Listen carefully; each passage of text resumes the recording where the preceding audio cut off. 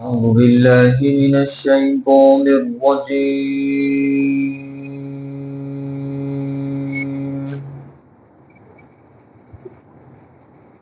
بسم الله الرحمن الرحيم.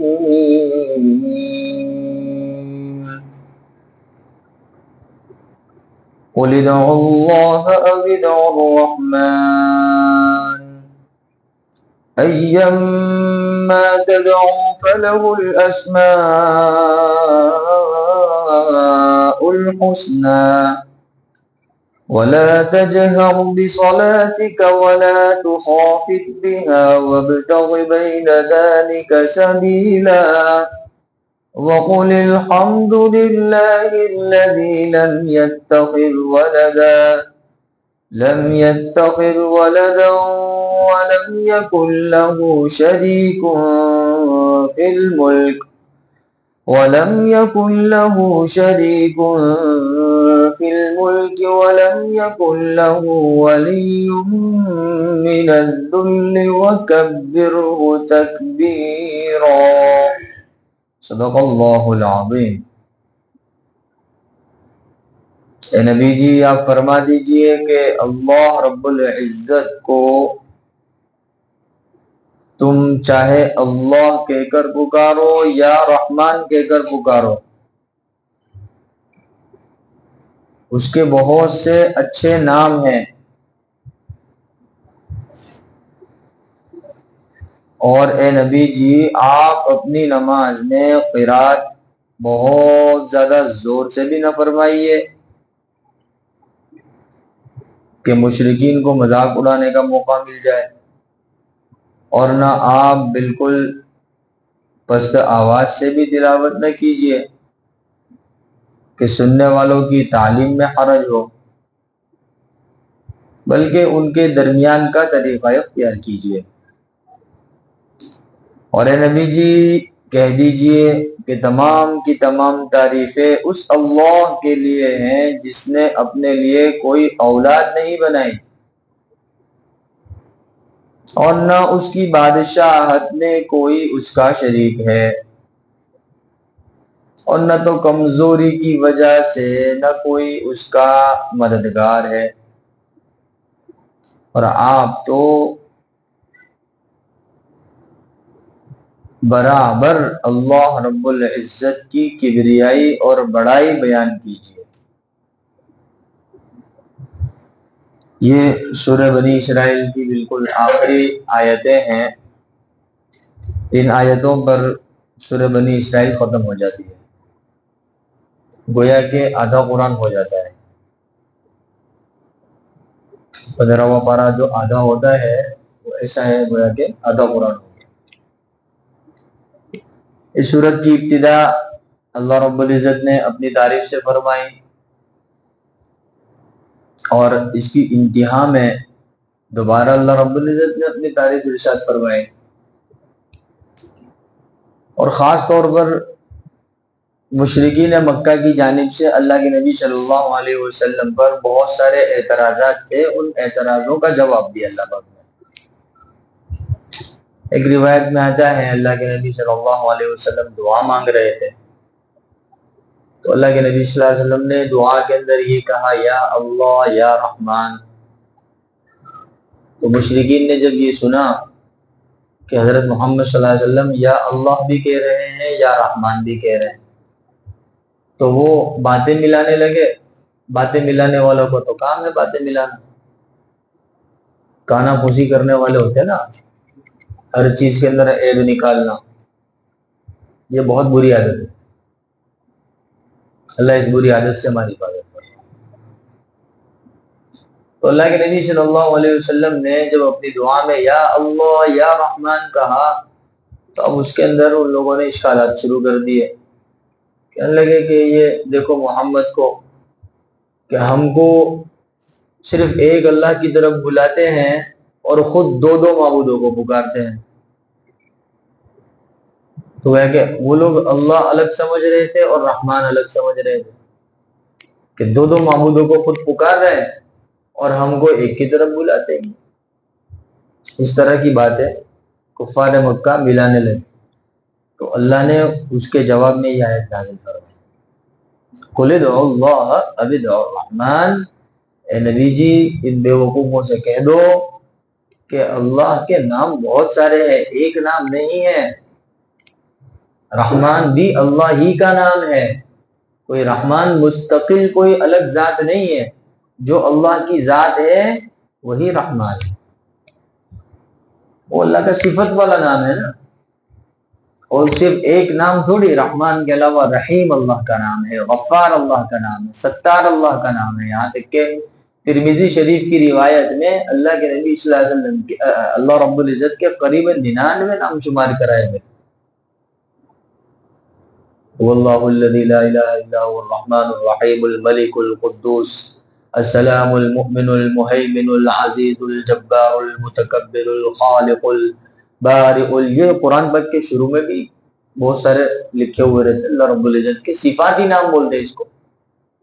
اللہ کی ذات کا تو اللہ، لفظ اللہ یہ اللہ کی ذات کا نام ہے، اور دوسرے جو ہے وہ اللہ کے صفاتی نام ہے۔ صفات کا مطلب اس کا کچھ نہ کچھ میننگ ہوتا ہے گا، جیسا رحمان کا میننگ ہوتا ہے بہت زیادہ رحم کرنے والا، غفار کا میننگ ہوتا ہے بہت زیادہ معاف کرنے والا، ستار کا میننگ ہوتا ہے گناہوں کو چھپانے والا، پردہ ڈال دینے والا، حلیم کا میننگ ہوتا ہے بندوں کے گناہ دیکھنے کے باوجود ان کی پکڑ نہ کرنے والا، معاف کر دینے والا، درگزر کر دینے والا۔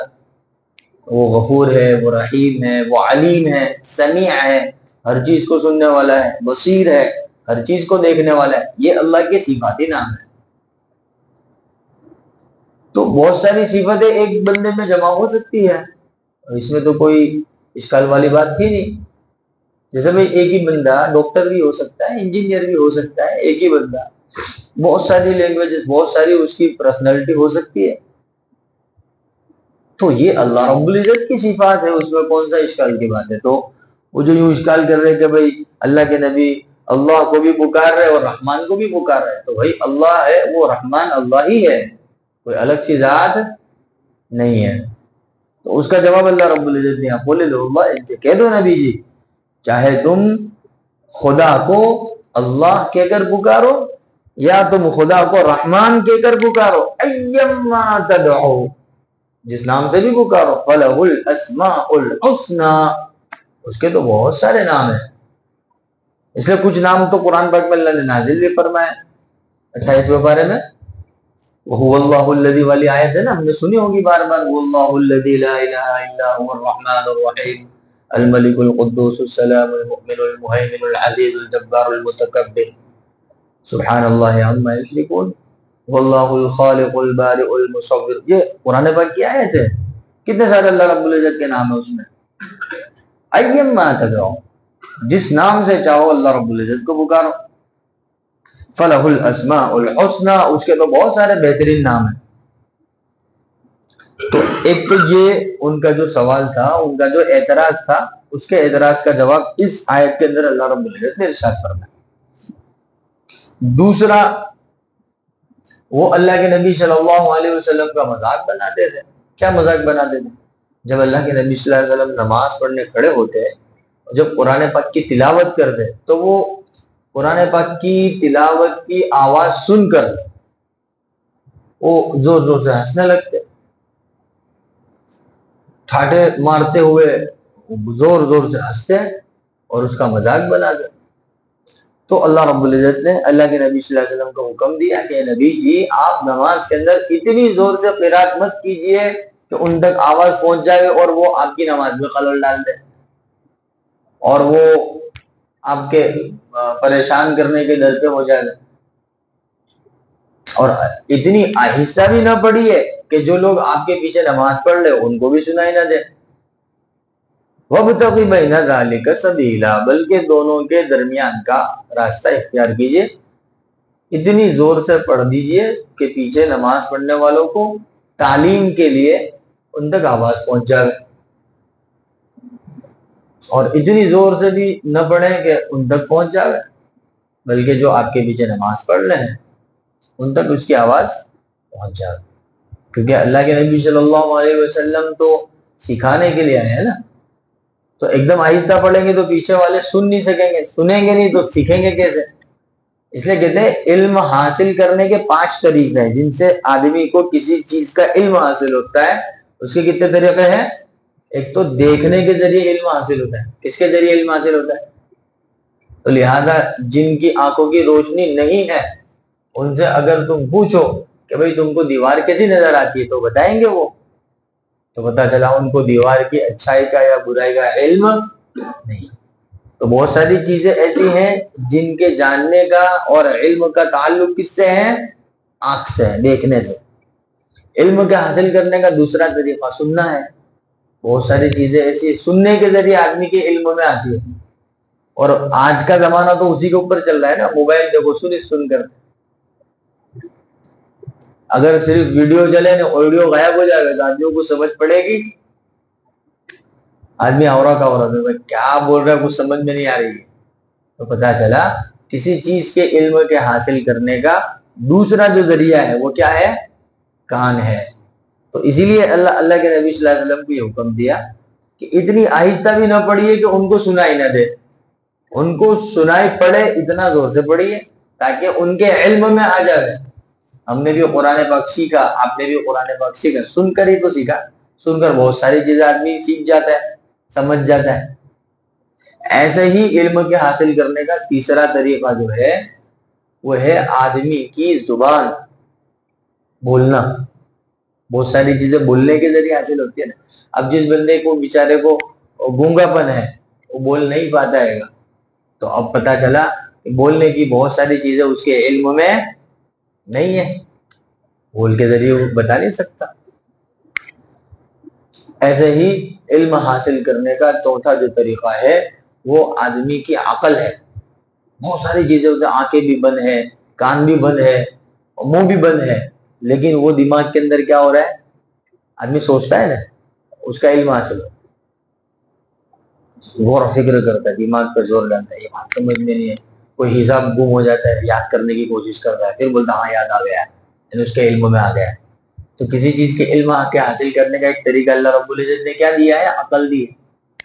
ایسے ہی کسی چیز کے علم کے حاصل کرنے کا پانچواں جو طریقہ ہے وہ پورے جسم میں اللہ رب العزت نے لمس کی قوت رکھی ہے، چھونے کی قوت. بہت ساری چیزوں کا علم چھونے کے ذریعے حاصل ہوتا ہے. کس کے ذریعے حاصل ہوتا ہے؟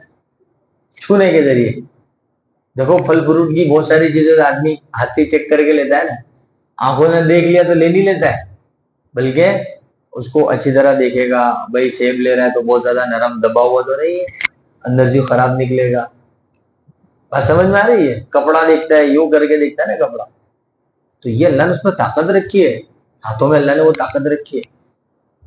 یہ پانچوں چیزیں جب آپس میں ملتی ہیں تب جا کے قرآن پاک کا اور حدیث کا علم سمجھ میں آتا ہے. آنکھوں کے ذریعے، کانوں کے ذریعے، زبان کے ذریعے، عقل کے ذریعے اور یہ چھونے کی قوت کے ذریعے تب جا کے سمجھ میں آتا ہے. یہ اللہ نے علم کے حاصل کرنے کے طریقے انسان کو عطا فرمائے ہیں. یہ بہت اہم چیز ہے، اس کو سمجھنا چاہیے. اللہ نے یہ بہت بڑی نعمت ہے. اس لیے دیکھو ہمارے جسم سے کوئی بھی چیز ٹچ ہوئے گی نا ہم کو فوراً پتہ چل جائے گا. اچھا اللہ رب العزت نے ایسی عجیب و غریب طاقت دی ہے ہمارے جسم میں، ٹھنڈی چیز چھوئے گی تو پتہ چلے گا ٹھنڈا کچھ لگا، گرم چیز کچھ لگے گی تو فوراً بدن کو احساس ہو جائے گا کہ کون سی چیز لگی. حالانکہ نہ آنکھوں نے دیکھا، نہ کانوں نے سنا، نہ زبان سے کچھ بولا گیا، بدن سے ایک چیز ٹچ ہوئی، فوراً آدمی کے عقل میں سمجھ میں بات آ گئی کہ کون سی چیز ٹچ ہو رہی ہے. ہاں اندھے آدمی کو برف کا ٹکڑا لگا دو، حالانکہ اس نے برف دیکھا نہیں ہے لیکن وہ کہہ دے گا کہ برف ہے. یہ چھونے کے ذریعے اس کو کیا حاصل ہو رہی ہے. اس لیے پورے جسم میں اللہ رب العزت نے قوت حسیہ رکھی ہے، حسیہ، کہ نوک دار تھوڑی بھی کوئی چیز لگا دو نا تو ایک دم یوں حرکت ہو جائے گی.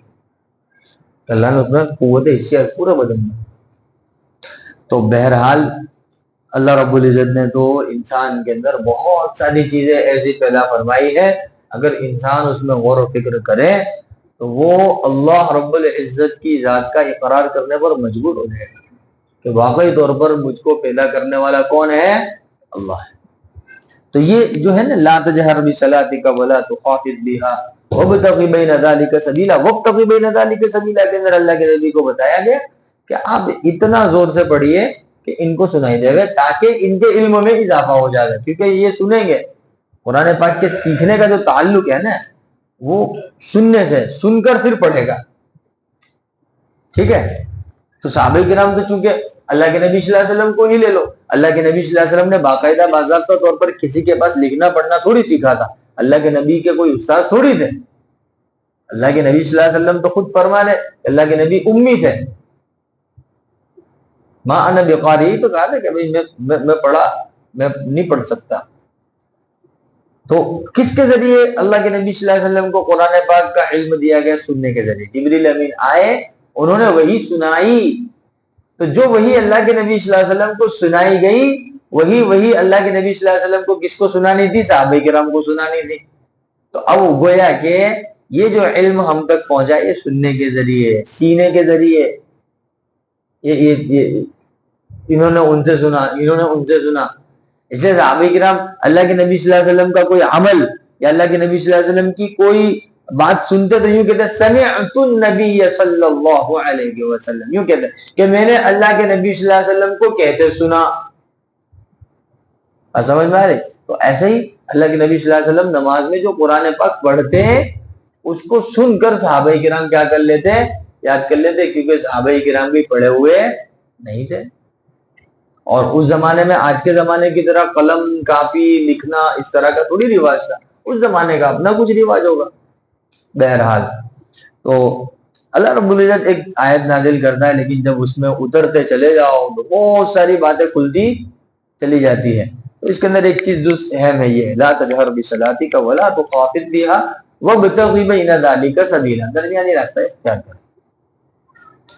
اور پھر آخری آیت میں اللہ رب العزت ارشاد فرماتے ہیں اے نبی جی ان سے کہہ دو کہ تمام کی تمام تعریفیں اللہ کے لیے۔ یہ ان کے تیسرے سوال کا جواب ہے۔ پہلا سوال تو اوپر دے دیا کہ بھئی یہ محمد جو ہے ہم کو ایک کی طرف بلاتے اور دونوں کو پکارتے ہیں، اس کا جواب دے دیا اللہ پاک نے کہ اللہ سب نام اللہ رب العزت کے ہی ہے، اچھے اچھے نام ہیں بہت سارے، جو نام سے پکارو اللہ سننے والا ہے۔ اور دوسرا جو اللہ کے نبی زور سے قرآن پڑھتے تھے تو وہ مذاق بناتے تھے، تو اس کا حکم اللہ کے نبی صلی اللہ علیہ وسلم پر نازل فرمایا۔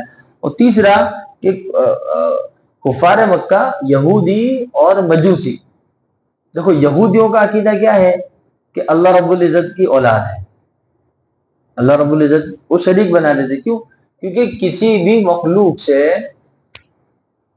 مطالبے کے لیے یا کسی بھی مخلوق سے مدد طلب کرنے کے لیے تین طریقے ہیں، یعنی جس سے آپ مدد طلب کرو گے یا تو وہ آپ کا بڑا ہوگا، یا تو وہ کون ہوگا؟ آپ کا بڑا ہوگا، یا آپ کا چھوٹا ہوگا، اولاد ہوگی آپ کی۔ بسا اوقات باپ اپنے اولاد سے کیا کرتا ہے؟ مدد طلب کرتا ہے نا، کوئی چیز خواہش مند امید رکھتا ہے۔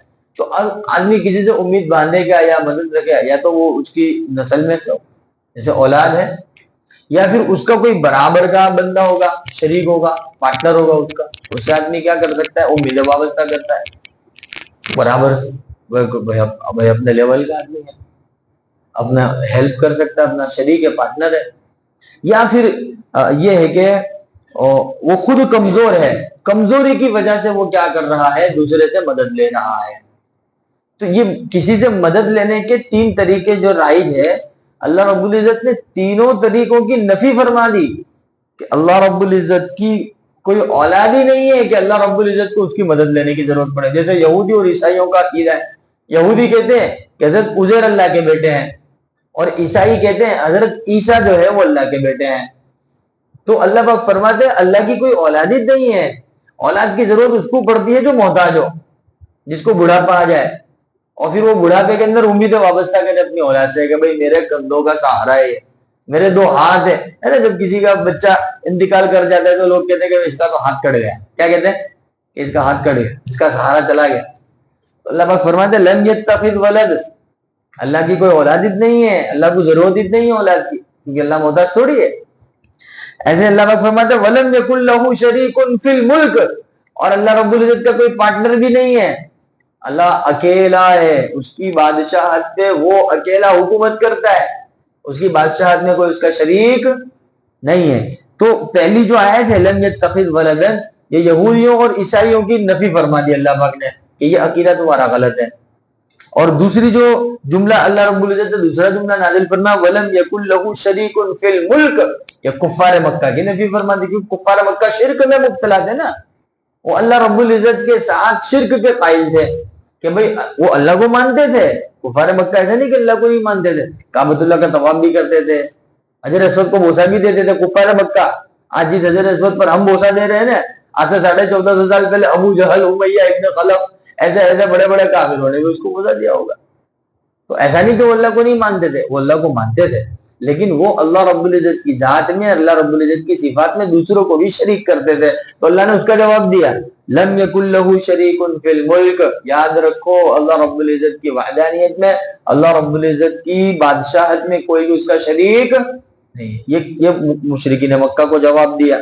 اور تیسرا جو ہے ولم یکن لہ ولی من الذل، اور نہ ہی اس وجہ سے کہ اللہ رب العزت نعوذ باللہ کمزور ہے، اس کا کوئی کارساز ہے، کوئی مدد کرنے والا ہے، تو اس کی بھی نفی فرما دی. جیسا مجوسیوں کا کہنا ہے. مجوسی کیا کہتے ہیں کہ اللہ رب العزت نے دنیا کو پیدا کر دیا ہے، بس اب وہ ہے، اب اللہ رب العزت کی ہیلپ کر رہے ہیں، فرشتے اللہ کی ہیلپ کر رہے ہیں، اوتار ہوتے ہیں کچھ وہ اللہ کی ہیلپ کر رہے ہیں. تو اللہ پاک فرما دے ہم کو کسی کی ہیلپ کی ضرورت اس کو پڑتی ہے جس کے اندر کمزوری ہو، ہے نا. آدمی بیمار پڑ جائے گا تو پھر اس کو ہیلپ کی ضرورت پڑتی ہے. آدمی نقصان میں مبتلا ہو جائے گا تو اس کو ہیلپ. اللہ تمام تر بیماریوں سے پاک ہے، تمام تر نقصانات سے پاک ہے، تمام تر عیبوں سے پاک ہے. تو یہ تین طریقے عقیدے والے جو ہیں ان تینوں کی اللہ رب العزت نے نفی فرما دی. نہیں تو اللہ کی کوئی اولاد ہے، نہیں اللہ رب العزت کی بادشاہت میں، اس کی حکومت میں کوئی شریک ہے، اور نہیں اللہ کمزور ہے جو اس کو کسی کی مدد کی ضرورت پڑے گی. وَلَمْ يَكُنْ لَهُ وَلِيٌّ مِّنَ الذُّلِّ. تینوں چیزوں کی اللہ رب العزت کیا فرما دی؟ نفی فرما دی. اور آخری جملہ، بہترین جملہ، وَكَبِّرْهُ تَكْبِيرًا. اللہ نے قیامت تک کے پیدا ہونے والے ایمان والوں کو حکم دیا اللہ کے نبی صلی اللہ علیہ وسلم کے ذریعے. کیا حکم دیا؟ وَكَبِّرْهُ تَكْبِيرًا. آپ تو صرف اللہ ہی کی بڑائی بیان کیجئے. بڑائی کس کی بیان کی جائے گی؟ اور وہ بھی اللہ تاکید کے ساتھ کہہ رہا ہے. دیکھو کبرہ تکبیرا، کبرہ بھی بول دیتے نا تب بھی کافی تھا. جیسے اپنے بول چال میں بولتے بھائی یہ کام کر لو، یہ کام تم کر لو، یہ کام تم کو کرنا ہی پڑے گا، تم ہی کو کرنا ہے. اور تاکید کے ساتھ بولنا یہی کام کرنا ہے، دوسرا کوئی کام کرنا، یہی کام کرنا ہے. تاکید در تاکید.